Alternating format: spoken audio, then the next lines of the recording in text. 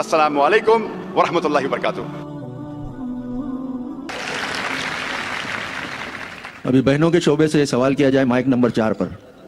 Good evening. I'm Melissa and I'm doing my MBA in ICFI University and I'm a Christian. There was a question regarding the food. In the Old Testament, it was said that we do not eat pork, but the New Testament, Jesus said that all food are fit to be eaten. So the question arises there. بہن نے سوال کیا ہے کہ old testament میں لکھا ہے کہ سور کا گوشت مت کھاؤ، لیکن عیسیٰ علیہ السلام نے نیو ٹیسٹمنٹ میں کہا ہے کہ سب کھانا آپ کھا سکتے. یہ ہے بائبل. میں چیلنج کرتا ہوں آپ کو دکھانے کے لیے بائبل میں کہاں کہا ہے عیسیٰ علیہ السلام نے کہ سب کھانا جائز ہے. There is something like a red letter Bible, sister. ایک ریڈ لیٹر بائبل ہے جس کا مطلب جو کچھ عیسیٰ علیہ السلام نے کہا ہے وہ ریڈ انک میں لکھا ہے، لال رنگ سے لکھا ہوا ہے. اور اگر آپ ریڈ لیٹر بائبل لیں گے اور تحقیق کریں گے بہت کم چیز ریڈ میں لکھی ہے بائبل میں. ریڈ مطلب عیسائی کے اسکالرز کہتے ہیں یہ عیسیٰ علیہ السلام نے کہا، جو بلیک میں وہ عیسیٰ علیہ السلام نے کہا. جو سسٹر ذکر کر رہی ہے وہ کر رہی ہے سینٹ پیٹر کے بارے میں، ناٹ جیسس کرائسٹ. عیسیٰ علیہ السلام نے کبھی بھی نہیں کہا کہ آپ سب کچھ کھاؤ. ایک خواب آتا ہے پیٹر کو، اس خواب میں اس نے دیکھا کہ سور کھانا اچھی بات ہے، اس نے سور کھانا صحیح ہو گیا. عیسیٰ علیہ السلام کیا کہتے ہیں؟ عیسیٰ علیہ السلام کہتے ہیں نیو ٹیسٹمنٹ میں گاسپل آف میتھیو میں چیپٹر نمبر 5 ورس نمبر 17 سے 20 تک. Jesus Christ, peace be upon him, says in the Gospel of Matthew, chapter number 5, verse number 17 to 20, think not that I have come to destroy the law of the prophets. I have come not to destroy, but to fulfill. And not one jot or tittle shall pass away until the law be fulfilled. And anyone who breaks one of the least commandments shall be called least in the kingdom of heaven. And whosoever shall keep the commandment and teach men to do so shall be called great in the kingdom of heaven. Unless your righteousness exceeds the righteousness of the scribes and the Pharisees, in no way shall you enter the kingdom of heaven. Sister, this is a verbatim quotation from the Gospel of Matthew, chapter number 5, verse number 17 to 20 of King James Version. I am speaking from my head, God-given computer. You can check it up. عیسیٰ علیہ السلام کہتے ہیں think not that I have come to destroy the law of the prophets. میں نہیں آیا ہوں پہلے شریعت کو توڑنے کے لیے، نشٹ کرنے کے لیے، لیکن میں آیا ہوں اس کو مکمل کرنے کے لیے، اس کی تصدیق کرنے کے لیے. اور اگر آپ ایک بھی نقطہ پرانی شریعت کا چھوڑتے ہیں تو آپ جنت میں کبھی نہیں جائیں گے. Even if you break one jot or tittle, you shall not enter the kingdom of heaven. Who said that? Jesus Christ, peace be upon him. ایک بھی چیز جو اولڈ ٹیسٹمنٹ میں لکھی ہے اگر آپ اس کو توڑتے ہیں تو جنت میں جائیں گے نہیں. وہ تو سینٹ پال اور باقی لوگ آئے اور پھر بدلنے کی کوشش کی. Out of the New Testament, sister, there are 27 books in the New Testament. More than 50% have been written by Saint Paul. Saint Paul is a self-appointed apostle of Jesus Christ, peace be upon him. He hardly met him. Some scholars say he only met him once. So we have to follow the teachings of Jesus Christ, peace be upon him, not of Saint Paul. ہمیں ماننا چاہیے عیسیٰ علیہ السلام کا کہنا، Saint پال کا نہیں. عیسائیت کے بارے میں بات کر رہا ہوں میں، پولینٹی کے بارے میں نہیں. سسٹر، اگر آپ کو اچھا عیسائی بننا ہے تو آپ کو سور کا گوشت نہیں کھانا چاہیے. اگر کھائیں گے تو جنت میں نہیں جائیں گے. اس کے پہلے آپ کو عبادت کرنا چاہیے صرف ایک خدا کی. ماننا چاہیے آخری پیغمبر میں عیسیٰ علیہ السلام نے کہا ایک پیغمبر آئیں گے جو آپ کو اچھی بات سمجھائیں گے. You have to believe in Prophet Muhammad, peace be upon him. If you don't believe in Prophet Muhammad, peace be upon him, you are not a good Christian. You have to follow the last and final revelation, that is the glorious Quran, and then only can you enter heaven. Hope that answers the question, sister. عیسیٰ علیہ السلام نے کبھی بھی خدا بننے کا دعویٰ نہیں کیا، خدائی کا دعویٰ نہیں کیا. وہ اللہ سبحانہ و تعالیٰ کے ایک پیغمبر تھے، عظیم پیغمبر تھے. اور جب ہم قرآن مجید پڑھتے ہیں، قرآن میں لکھا ہے سورہ اسراء میں سورہ نمبر 17 آیت نمبر 110 میں قل ادعوا اللہ او ادعوا الرحمن ایما تدعوا فلہ الاسماء الحسنی. آپ چاہے پکارو اللہ سے یا رحمان سے، کوئی بھی نام سے پکارو، لیکن اللہ سبحانہ و تعالیٰ کے اچھے نام ہیں، خوبصورت نام ہیں. اور یہ الفاظ اللہ کے سب سے خوبصورت نام ہیں، اچھے نام ہیں. کئی جگہ لکھا ہے قرآن مجید میں. سورہ اسراء سورہ نمبر 17 آیت نمبر 110 کے علاوہ سورہ طہ سورہ نمبر 20 آیت نمبر 8، سورہ اعراف سورہ نمبر 7 آیت نمبر 180 اور سورہ الحشر سورہ نمبر 59 آیت نمبر 24 میں لکھا ہے کہ اللہ سبحانہ و تعالیٰ کے بہت اچھے نام ہیں، خوبصورت نام ہیں. اور قرآن مجید میں 99 صفت ہے اللہ تعالیٰ کی، 99 نام ہیں. مثال کے طور پہ الرحمن، الرحیم، الحکیم، الخالق، 99. اور سب سے اونچا اللہ. ہم مسلمان اللہ کو اللہ کے نام سے پکارنا کیوں پسند کرتے ہیں؟ کیونکہ یہ عربی لفظ اللہ، اسے توڑا یا مروڑا نہیں جا سکتا جس طریقے سے باقی زبانوں کے الفاظ ہے. ہم اللہ کو اللہ کے نام سے پکارنا چاہتے ہیں انسٹیڈ آف گاڈ، کیونکہ گاڈ کو توڑا یا مروڑا جا سکتا ہے. مثال کے طور پہ گاڈ کو اگر ہم ایس جوڑتے ہیں ہو جاتا ہے گاڈز، پلورل آف گاڈ. اللہ کا کوئی پلورل نہیں، کوئی جمع نہیں. کل ہو اللہ احد، کہو کہ اللہ ایک ہے. جب ہم گاڈ کو ڈی ای ایس ایس جوڑتے ہیں تو ہو جاتا ہے گاڈس، فیمیل گاڈ، مؤنث خدا. اسلام میں اللہ کا کوئی جنس نہیں، نہ مؤنث نہ مذکر. جب ہم گاڈ کو جوڑتے ہیں فادر ہو جاتا ہے گاڈ فادر. اسلام میں اللہ فادر یا اللہ پتا اللہ ابا نہیں ہے. جب ہم گاڈ کو مدر جوڑتے ہیں ہو جاتا ہے گاڈ مدر. اسلام میں اللہ مدر اللہ امی یا اللہ ماتا جیسی چیز نہیں ہے. اسی لیے ہم پسند کرتے ہیں اللہ کو عربی لفظ اللہ سے پکارنے.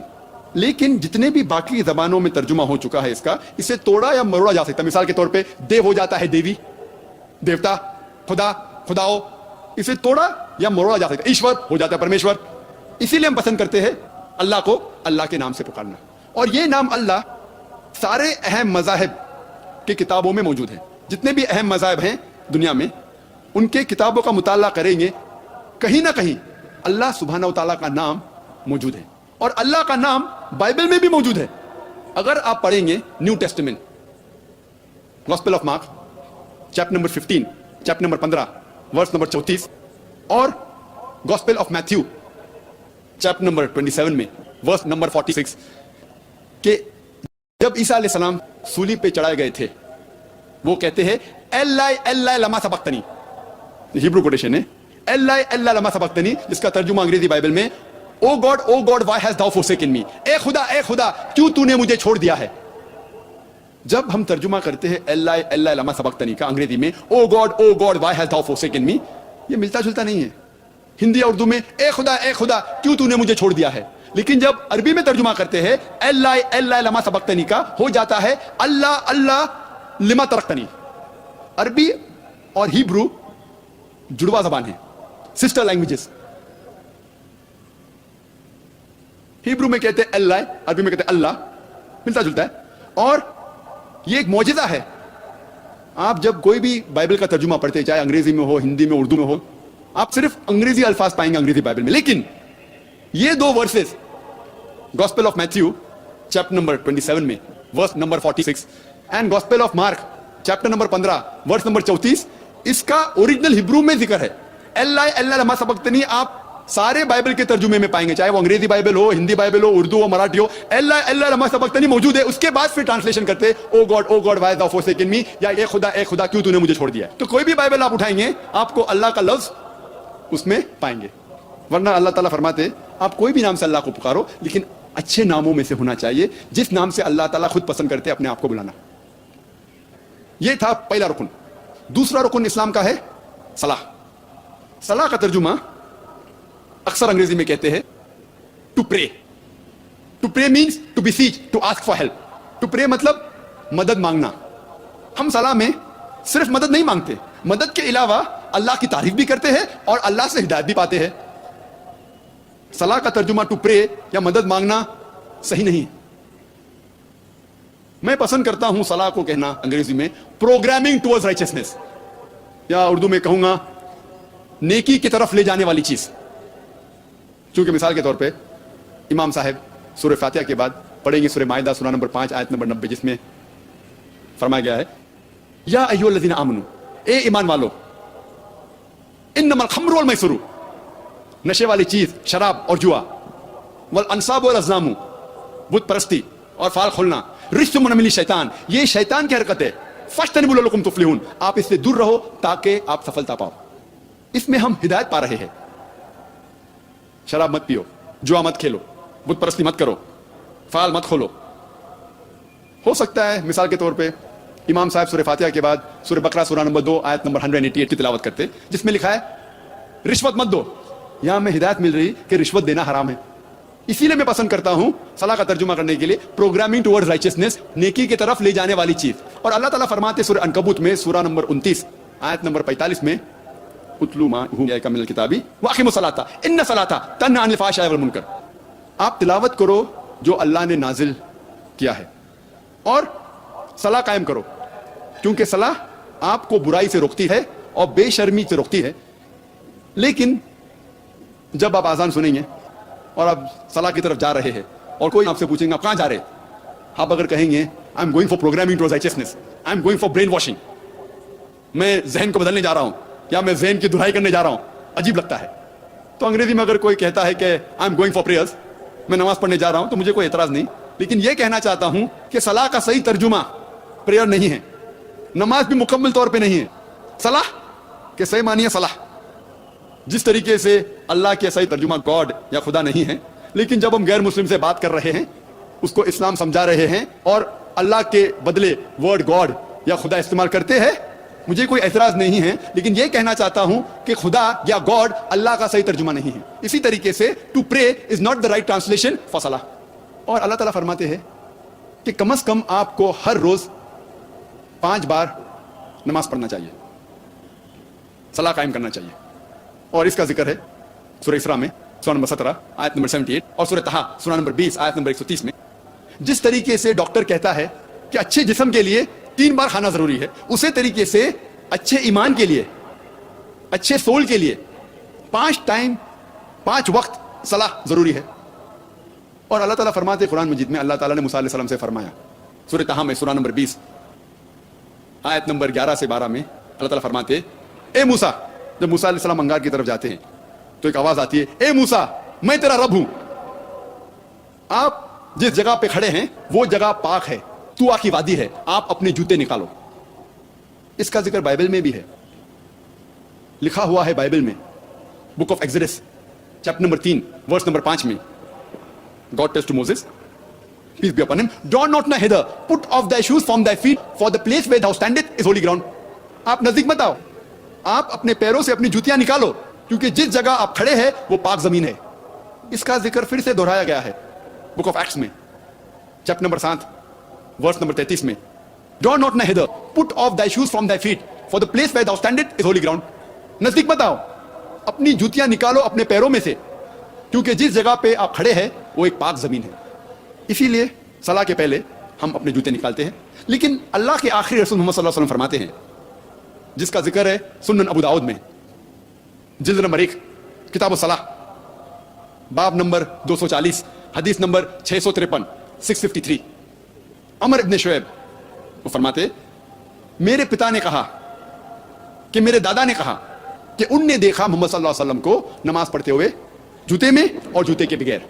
इसीलिए हम जूते में भी नमाज पढ़ सकते हैं, जूते के बगैर भी पढ़ सकते हैं। अस्सलाम वालेकुम मेरे प्यारे भाई और बहनों, उम्मीद करती हूँ हमेशा की तरह आपको आज की वीडियो, आज का बयान और आज का मौजूद डॉक्टर जाकिर नाइक का पसंद आया होगा और आपकी मालूमात में इजाफा हुआ होगा। डॉक्टर जाकिर नाइक हमेशा की तरह बहुत ही दिलचस्प बातों को लेकर आते हैं, बहुत ही नई बातों का इंकशाफ करते हैं जिनका इल्म हमारी समझ में नहीं होता। मतलब कि हमें उसका मोटा मोटा पता तो होता है, लेकिन उसकी गहराई क्या, उसकी हकीकत क्या, हम उससे ना वाकिफ़ होते हैं। जैसे कि हम सब जानते हैं कि अल्लाह पाक ने 4 आसमानी किताबें नाज़िल की, तौरात, ज़बूर, इंजील और कुरान मजीद।